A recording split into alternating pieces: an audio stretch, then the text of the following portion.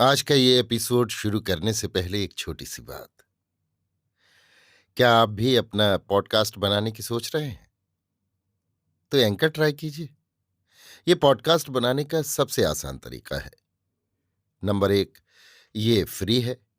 Number 2, इसमें कई सारे ऐसे टूल्स हैं जो आपको अपने फोन और कंप्यूटर पर रिकॉर्ड और एडिट करने की फैसिलिटी देते हैं। नंबर 3, आप अपने पॉडकास्ट को डिस्ट्रीब्यूट भी कर सकते हैं, जिससे इसे स्पॉटिफाई और दूसरे प्लेटफॉर्म पर सुना जा सके। तो डाउनलोड कीजिए फ्री एंकर ऐप या विजिट कीजिए anchor.fm पर अपना पॉडकास्ट स्टार्ट करने के लिए।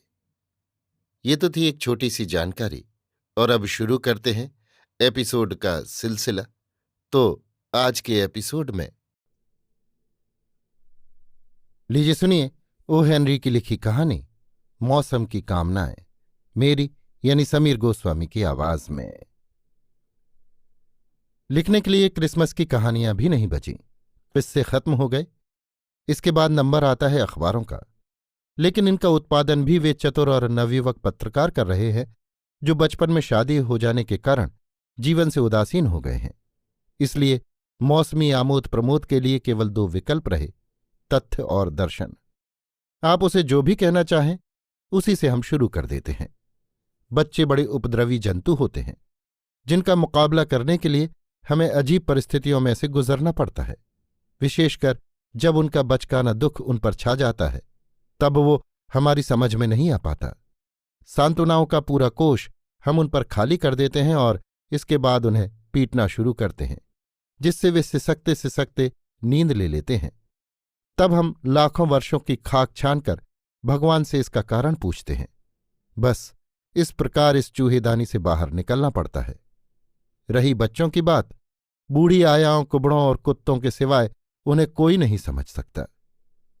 अब आप चिथड़ों की गुड़िया, फटेहाल आदमी और 25वीं दिसंबर वाले मामले के तथ्यों पर आइए। उस महीने की 10वीं तारीख को एक करोड़पति की बच्ची की चिथड़ों की गुड़िया खो गई। करोड़पति के हडसन नदी पर के महल में कई नौकर चाकर थे और उन्होंने सारे घर और मैदान को छान मारा, पर वो खोया हुआ खजाना नहीं मिला। लड़की 5 बरस की थी और उस जिद्दी किस्म की जानवर थी जो हीरों से जड़ी मोटर या घोड़े की फिटन को छोड़कर किसी भद्दे और सस्ते खिलौने पर अपना स्नेह उंडेल देने के कारण अपने धनवान माँ बाप के मन पर गहरा आघात पहुंचाते हैं। बच्ची को अत्यंत दुख हुआ और सच्चा ही हुआ। वे करोड़पति उसे कैसे समझ सकते थे जिनके लिए गुड़ियों का बाजार भी उतना ही दिलचस्प था जितना शेयर बाजार। और बच्ची की माँ, वे श्रीमती जी भी कैसे समझ पाती जो बहुत सुंदर थीं, सिर्फ सुंदर, जैसा कि आप देखेंगे। जमीन पर लोट लोट कर, घुटनों को पटक पटक कर और नाच नाच कर वो लड़की इतनी रोई कि उसकी आंखें सूज गईं और उसे धीरज बंधाना असंभव हो गया। सेठ जी ने बहुत विश्वासपूर्वक मुस्कुराकर अपनी तिजोरी उसके सामने खोल दी। फ्रांस और जर्मनी के सर्वश्रेष्ठ खिलौने उस महल में एक क्षण में ही पहुंच गए, लेकिन राचल किसी तरह भी नहीं मानी। वो तो अपनी चिथड़ों की गुड़िया के लिए रो रही थी। उसे इन विदेशी मूर्खताओं से क्या लेना देना था। तब उन डॉक्टरों को बुलाया गया जिनमें मरीजों के पास रहने की तमीज होती है और जिनके पास स्टाफ घड़ियां होती हैं। एक के बाद एक उन सब ने लोहे को गलाने वाले रसायनों, समुद्री यात्राओं और बड़ी बड़ी दवाइयों की व्यर्थ चर्चाएं की, जब तक उनकी स्टाफ घड़ियों ने बता दिया कि उनकी कीमत 2 कौड़ी भी नहीं है। तब मनुष्यता के नाते उन्होंने यही सलाह दी कि वो चिथड़ों की गुड़िया खोज निकाली जाए और अपनी शोकग्रस्त मालकिन को सौंप दी जाए। बच्ची ने दवाइयों से मुंह फेर लिया। वो अपना अंगूठा कुतरने लगी और अपनी बेटसी के लिए विलाप करने लगी। और इस सारे समय में सांता क्लॉज के तार आ रहे थे कि वे जल्दी ही आकर क्रिसमस के उल्लास को प्रकट करने में हमारा साथ देने वाले हैं और अब जगमग कमरों को, बीमा पॉलिसियों को और क्रिसमस वृक्षों को स्वागत की तैयारी करने के लिए अधिक समय नहीं दे सकते। चारों ओर क्रिसमस की छटा फैली हुई थी। बैंक उधार देने से मना कर रहे थे। गिरवी रखने वाले महाजनों की संख्या दूनी हो गई थी। सड़क पर लोग आपके पंजों को कुचलकर आगे बढ़ रहे थे। मैखानों में आपको एक पांव पर खड़ा देखकर थॉमस और जेरेमियाह बड़बड़ा रहे थे। दुकानों के दरवाजों में अतिथि सत्कार के लिए स्वागतम के पवित्र पुष्प लटक रहे थे और जिनके पास अपने फर के कोट थे वे उन्हें बाहर निकाल रहे थे। आप जान नहीं सकते कि क्या पसंद करना।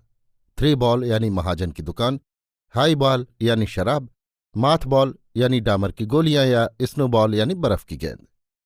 प्राणों से भी प्यारी अपनी चिथड़ों की गुड़िया खोने का ये समय तो बिल्कुल नहीं था। यदि डॉक्टर वाटसन के खुफिया दोस्त को इस गुड़िया के रहस्यपूर्ण ढंग से गुम हो जाने की छानबीन करने के लिए बुलाया जाता तो वो निश्चय ही उस करोड़पति के महल की दीवार पर वैम्पायर के चित्र को अवश्य देखता। इससे शीघ्र ही तर्क द्वारा ये नतीजा निकलता, एक गुदड़ी, एक हड्डी और एक केशों का लच्छा। बच्चों के प्राणों को चिथड़े की गुड़िया के बाद प्यारा फ्लिप नामक एक स्कॉच टेरियर कुत्ता एक बार हाल में घुस आया। आहा, बालों का लच्छा, उस गुड़िया की शोभा वो बालों का गुच्छा। लेकिन हड्डी, जब कुत्तों को हड्डी पा लिया, फ्लिप के पंजों की छानबीन करने का नतीजा निकल आया। देखो वॉटसन, सूखी मिट्टी, कुत्ते के पंजे के बीच सूखी मिट्टी। बेशक उस कुत्ते ने, लेकिन शर्लक वहां नहीं था, इसलिए यहां मामला वहीं रह गया।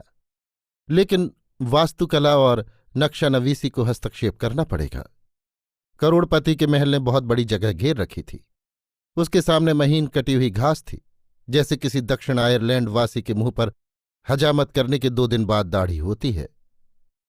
उसके एक तरफ दूसरी गली के सामने एक कुंज था जिसका एक एक पत्ता संवारा हुआ था, और वहीं पर एक गैरेज और एक अस्तबल था।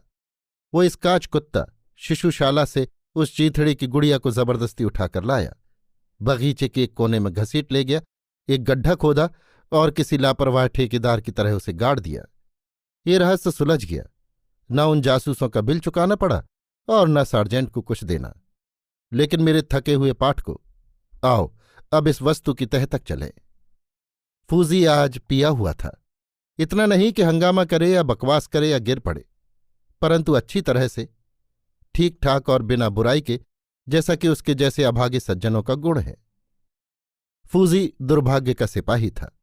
सड़क, घास के ढेर, बगीचे की बेंच, रसोई की खिड़की, भिक्षा स्वरूप मिलने वाले छत टपकते सोने के स्थान, कुछ अनुचित कमाई और बड़े शहरों का नीचता से प्राप्त अन्नदान, ये उसके जीवन के अध्याय थे। फूजी नदी की ओर चला जो करोड़पति के घर और दूसरे मैदानों के बीच में से बहती थी। उसने उस खोई हुई चींथड़ों की गुड़िया बेटसी की एक टांग देखी जो लिलीपुट देश की हत्या का स्मरण दिलाती हुई चहारदीवारी के कोने में अपनी अकाल समाधि से झांक रही थी। उसने उस सताई हुई गुड़िया को खींचकर बाहर निकाला, अपनी बगल में दबाया और अपनी जात का एक गीत गाता हुआ सड़क पर चल पड़ा। वैसा गाना किसी भी संरक्षित गुड़िया ने कभी नहीं सुना होगा। अच्छा हुआ कि बेटसी के कान नहीं थे, और ये भी ठीक है कि काले काले गोल दागों के सिवाय उसके आंखें भी नहीं थीं, क्योंकि फूजी और उस स्कॉच कुत्ते की शक्लें भाई भाई जैसी थीं और किसी गुड़िया का दिल 2-2 भयानक राक्षसों द्वारा सताया जाना सहन नहीं कर सकता। शायद आप नहीं जानते होंगे कि ग्रोगन का शराबखाना नदी के पास और गली के आखिरी सिरे पर था, जिस पर फूजी यात्रा कर रहा था। उसके सैलून में क्रिसमस का उल्लास छाया हुआ था। फूजी अपनी गुड़िया के साथ अंदर घुसा। उसने सोचा कि शनि की दावत में चेहरा लगाकर मजाक बनाने वाले के रूप में उसे भी शराब के प्याली की बची हुई 2-4 बूंदें प्राप्त हो जाएंगी। उसने बेटसी को बार पर बिठा दिया और उसे जोर जोर से, मजाकिया ढंग से, बीच बीच में उसकी तारीफ और प्यार के शब्दों द्वारा संबोधन करने लगा, मानो वो उसकी कोई महिला मित्र हो। आसपास बैठे हुए गुंडों और पियक्कड़ों ने इस प्रहसन को देखा और खिलखिलाकर हंस पड़े। कलाल ने फूजी को एक पैग दिया। हाय, हम में से भी कितने ही गुड़ियों को साथ लिए फिरते हैं। फूजी ने सुझाया, एक इन श्रीमती जी के लिए नहीं, और अपनी कला के उपहार को अपने कोट के नीचे छिपाए वहां से चल दिया। उसे बेटसी में कई संभावनाएं दिखाई दीं। उसकी पहली ही रात सफल हुई। उसे उस नाटक का प्रदर्शन करते शहर भर में चक्कर लगाने की सूझी। एक स्टोव के पास कबूतर मेकार्थी, ब्लैक रिले और कनकटा माइक बैठे थे। नदी के इस पार वाले प्रदेश में ये काफी बदनाम थे। वे आपस में एक अखबार को इधर उधर ले दे रहे थे। वो मद जिस पर उनकी कठोर उंगलियां अटक रही थीं, एक विज्ञापन था जिसका शीर्षक था $100 इनाम। इस इनाम को पाने के लिए वो चिंथड़ों की गुड़िया लौटानी पड़ेगी जो खो गई है, इधर उधर हो गई है या करोड़पति के महल से चुरा ली गई है। ऐसा लगता है कि उस निष्ठावान बच्ची के हृदय को वो दुख अभी तक साल रहा था। फिलिप कुत्ता उसके सामने नाचता कूदता और अपनी मूछों को हिलाता, पर बच्ची का ध्यान गुड़िया पर से नहीं हटा पाता। चलने वाली, बोलने वाली, नाचने वाली, आंखें मटकाने वाली फ्रेंच गुड़ियाओं को देखकर वो अपनी बेटसी के लिए विलाप करने लगती। ये विज्ञापन उसे पाने का आखिरी तरीका था। ब्लैक रिले स्टोव के पीछे से निकला और फूजी के पास अपने एकांगी लाक्षणिक तरीके से पहुंचा। सफलता से फूला हुआ क्रिसमस का मजाक किया, बेटसी को अपनी बगल में दबाए और कहीं भटकने के लिए विदा होने ही वाला था कि ब्लैक रिले बोला, कहो यार, तुम ये गुड़िया कहाँ से मार लाए? इस बात का पक्का विश्वास कर लेने के लिए कि बात उसी गुड़िया के बारे में कही गई है, अपनी तर्जनी से बेटसी को छूकर फूजी ने कहा, ये गुड़िया? ओह, ये तो बलूचिस्तान के बादशाह ने मुझे भेंट की थी। मेरे न्यूपोर्ट वाले घर में दूसरी 700 और रखी हैं। ये गुड़िया? रिले बोला, बकवास बंद करो, तुमने इसे पहाड़ी पर के इस मकान से। खैर कोई बात नहीं, इन चित्रों के 50 सेंट चाहिए तो ये लो, घर पर मेरे भतीजे के खेलने के काम आएगी। क्यों, क्या जची? उसने पैसे निकाले। फूजी एक शराबी की तरह निर्लज्जता से खिलखिलाकर हंसा। कभी आप साराह बर्नहार्ट के मैनेजर के पास जाइए और उसके सामने ये प्रस्ताव पेश कीजिए कि आपकी साहित्यिक संस्था के सदस्यों का मनोरंजन करने के लिए उसे एक रात के लिए छुट्टी दे दें। आप फूजी की हंसी का दूसरा संस्करण सुन सकते हैं। ब्लैक रिले ने अपनी कानी आंख से फूजी को सरसरी निगाह से आंका, जैसे एक पहलवान करता है। उस क्षणिक विदूषक से जो अनजाने ही उस अप्सरा का मनोरंजन कर रहा था, उस सेबाइन रूपी चीथड़े को छीनने के लिए उसका हाथ रोमन की तरह फड़क रहा था। फूजी मोटा, मजबूत और तगड़ा था। अपने गंदे कपड़ों द्वारा सर्द हवाओं से बचाई हुई 3 इंच की मजबूत मांसपेशियां उसके पेट पर दिखाई दे रही थीं। उसके कोट की आस्तीनों और घुटनों पर पड़ी हुई अनेक छोटी छोटी गोल सलवटें उसकी हड्डियों की मजबूती प्रकट कर रही थी। खुशी और उन्माद से गीली उसकी छोटी छोटी नीली आंखें आप पर करुणा बरसाती, पर शर्म नहीं करती। वो अपनी मूंछों से, चाल ढाल से, शरीर से काफी मजबूत लगता था, इसलिए ब्लैक रिले रुक गया। उसने पूछा, तो फिर तुम क्या लोगे? भारी दृढ़ता के साथ फूजी ने कहा, पैसा इसे नहीं खरीद सकता। उस पर किसी कलाकार की प्रथम उपलब्धि के मधुर प्याले का नशा चढ़ा हुआ था। धूल से भरी हुई हल्के नीले रंग की चिंथड़ों की गुड़िया को बार पर बिठाना, उसके साथ नकलची सी बातें करना और उससे अर्जित वाह वाह से अपने हृदय को उछलता हुआ पाना तथा अपने सम्मान में कहे गए शब्दों से अपने गले को सधा हुआ पाना, इतनी बड़ी उपलब्धि क्या उसे मामूली सिक्कों से हो सकती थी? आप देखेंगे कि फूजी में भी सहृदयता थी। फूजी दूसरे होटलों पर विजय की खोज में किसी शेर की शान से निकल पड़ा। अभी तक संध्या का धुंधलापन भी नहीं दिखाई पड़ा था, फिर भी किसी गहरी देगची में से उछलने वाली मटर की तरह जगह जगह प्रकाश की किरणें चमक उठी थीं। आतुरता से प्रत्याशित क्रिसमस की सांझ समय की सीमा पर झांक रही थी। लाखों लोगों ने उसे मनाने की तैयारी की थी। सारा शहर लाल रंग दिया जाएगा। आपने खुद भी उसके स्वागत में बजने वाले नगाड़े की आवाज सुन ली होगी। ग्रोगन के मैखाने के बाहर कबूतर में कार्थी, ब्लैक रिले और कनकटे माइक ने जल्दी से मशविरा किया। वे कायर और हल्के छोकरे थे जो खुलकर सामने तो नहीं लड़ सकते थे, पर अपने युद्ध कौशल में किसी खूंखार तुर्क से भी अधिक खतरनाक थे। आमने सामने की लड़ाई में फूजी इन तीनों को मार गिराता। अपनी मर्जी के अनुसार संघर्ष करने में वो पहले से ही पिट चुका था। उन्होंने फूजी और बेटसी को उस समय पकड़ा जब वो कास्टिगन के होटल में घुस रहा था। उन्होंने उसका ध्यान खींचा और वो अखबार उसके नाक पर टिकाकर बताया। फूजी पढ़ सकता था। उसने कहा, लड़को, तुम तो वाकई मेरे सच्चे दोस्त हो। मुझे सोचने के लिए 1 हफ्ते का समय दो। सच्चे कलाकार का मन बड़ी मुश्किल से संतुष्ट होता है। 3 लड़कों ने बहुत सावधानी से उसे समझाया कि विज्ञापनों के आत्मा नहीं होती और आज के दिन की पूर्ति कल से नहीं की जा सकती। बहुत सोच विचार के साथ फूजी ने कहा, एकदम 100। फिर वो बोला, लड़को, तुम मेरे सच्चे दोस्त हो। मैं अभी जाकर इस इनाम की मांग करता हूं। आजकल नाटकों में भी पहले वाला दम नहीं रहा।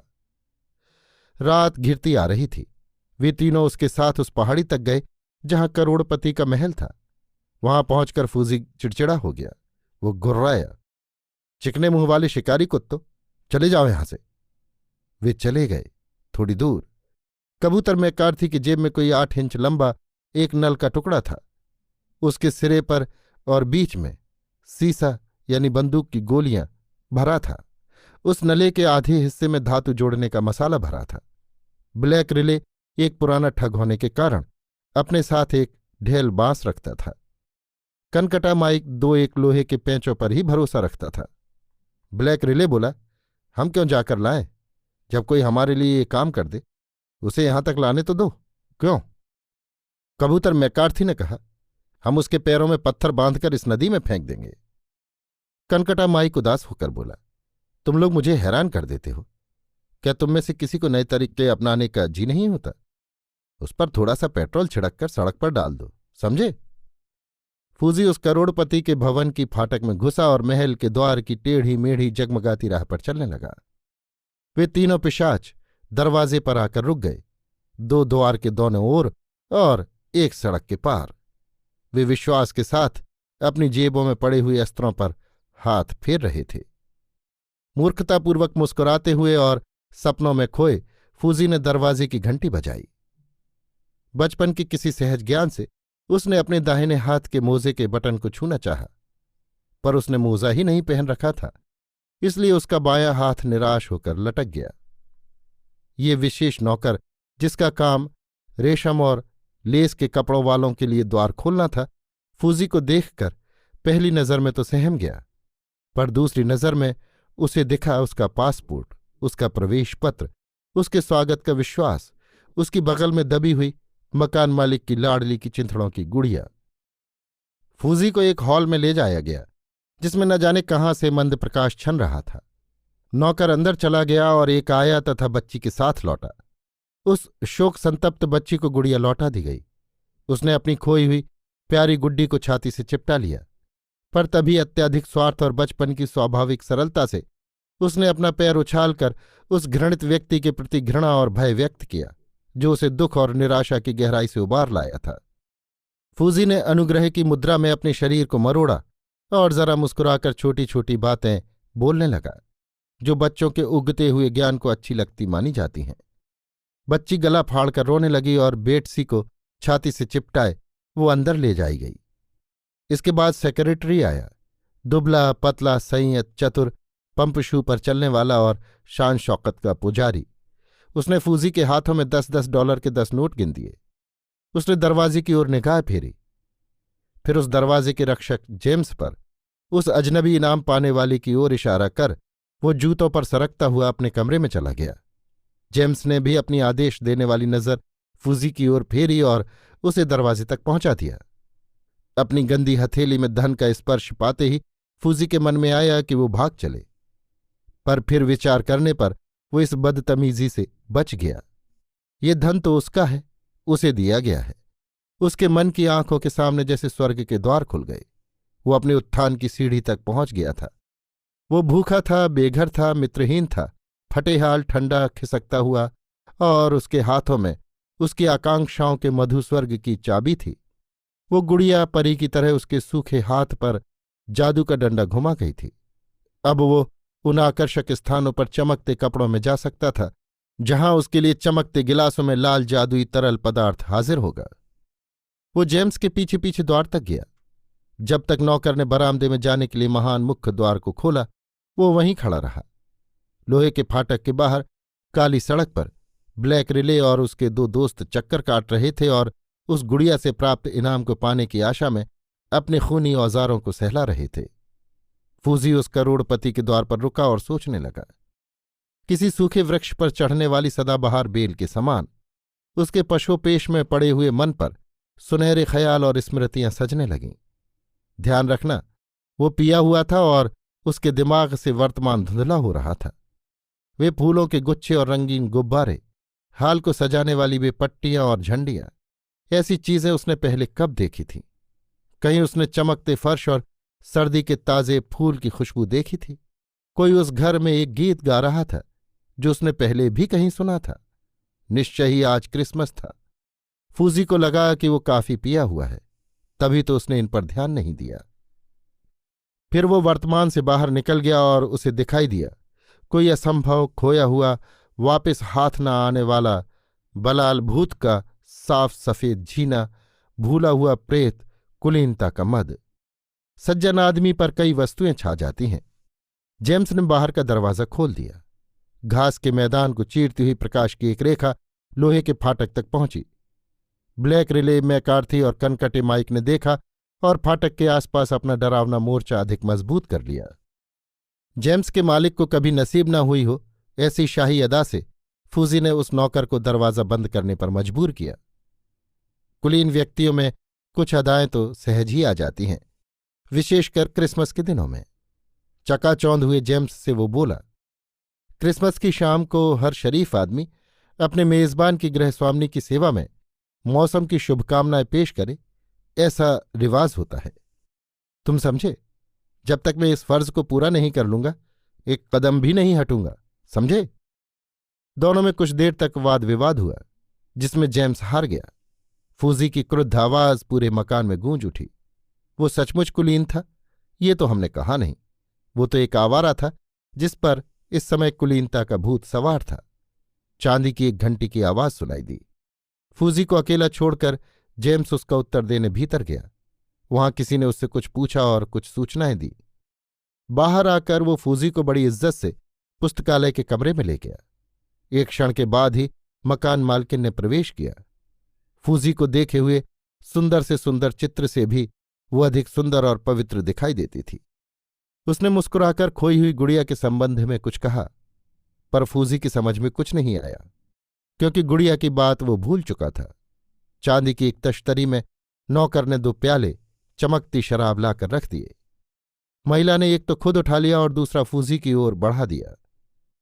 पतले शीशे के उस सोफे यानी जाम को पकड़ते समय फूजी की उंगलियां अपनी अयोग्यता कुछ समय के लिए भूल गई। वो सीधा खड़ा हो गया और समय देवता, जो अक्सर किसी की मदद नहीं करते, इस समय फूजी की सहायता करने को फिर से लौट आए। इस ग्रागन व्हिस्की में से शैतान की बनावटी दाढ़ी से भी अधिक सफेद विस्मृत क्रिसमस के भूत नृत्य करने लगे। इस करोड़पति के महल का और वर्जीनिया के किसी बड़े हाल की महराबों का क्या संबंध हो सकता है, जहां चांदी की एक सुराही के चारों ओर इकट्ठे होकर बहुत से घुड़सवार उस इमारत की शान में जाम पिया करते थे। इसी प्रकार बग्घी में जुते घोड़ों के खुरों की आवाज का शिकारियों के घोड़ों की टापों से क्या संबंध, और यदि हो भी तो फूजी का उससे क्या लेना देना। महिला ने शराब के प्याले के ऊपर से देखते हुए अपने चेहरे से बड़प्पन की मुस्कान लुप्त हो जाने दी। उसकी आंखें गंभीर हो उठी। उन फटे पुराने कपड़ों और स्कॉच टेरियर कुत्ते की सी मूंछों के नीचे उसे कोई ऐसी चीज दिखाई दी जिसे वो समझ न सकी। इसकी कोई आवश्यकता भी नहीं थी। अपना प्याला उठाकर सूनी हंसी हंसता हुआ फूजी बोला, माफ करना श्रीमती जी, मौसम की शुभकामनाएं मकान मालकिन की सेवा में अदा किए बिना मैं जा नहीं सकता था। ये बात शरीफ लोगों के व्यवहार के खिलाफ होती। उसने खड़े होकर उस जमाने का मुजरा किया कि जब मर्दों में भी भड़कीले कपड़े और पाउडर का प्रयोग करने का रिवाज था।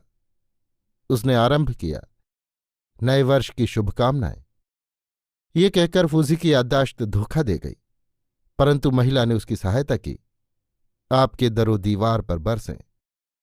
फूजी हकलाया, और मेहमानों पर। मुस्कुराते हुए महिला ने उसकी मदद की, घर की मालकिन पर भी। सहसा फूजी बदतमीजी से बोला, ओह छोड़ो भी, कुछ याद नहीं आता। फूजी तीर छोड़ चुका था। वे दोनों पीने लगे। महिला के मुख पर बड़े आदमियों की हंसी छाई हुई थी। जेम्स ने आकर फिर एक बार फूजी को घेर लिया और उसे दरवाजे की ओर हाँक ले चला। पूरे मकान में सरोद का मधुर संगीत छाया हुआ था। बाहर ब्लैक रिले हाथ मलता हुआ फाटक के इर्द गिर्द चक्कर काट रहा था। महिला अपने आप से बोली, समझ में नहीं आता कौन है। उन दिनों तो कई आया करते थे। इतने गहरे पतन के बाद पुराने जमाने की याद आना अभिशाप है या वरदान, कौन जाने। फूजी को लेकर जेम्स दरवाजे तक पहुंच चुका था कि सहसा मालकिन ने उसे पुकारा। आज्ञाकारी नौकर फूजी को वहीं खड़ा छोड़कर वापस चला गया। फूजी के अंतर में उठने वाली वो क्षणिक चमक लुप्त हो चुकी थी। बाहर ब्लैक रिले हाथ में नल का टुकड़ा दबाए पिंजरे में बंद जानवर की तरह चक्कर काट रहा था। महिला ने जेम्स से कहा, इन महाशय को सम्मान से नीचे पहुंचा दो और लुई से कहो कि मर्सिडीज गाड़ी में वो जहां जाना चाहे इन्हें पहुंचा दिया जाए। अभी आप सुन रहे थे ओ हेनरी की लिखी कहानी मौसम की कामनाएं, मेरी यानी समीर गोस्वामी की आवाज में।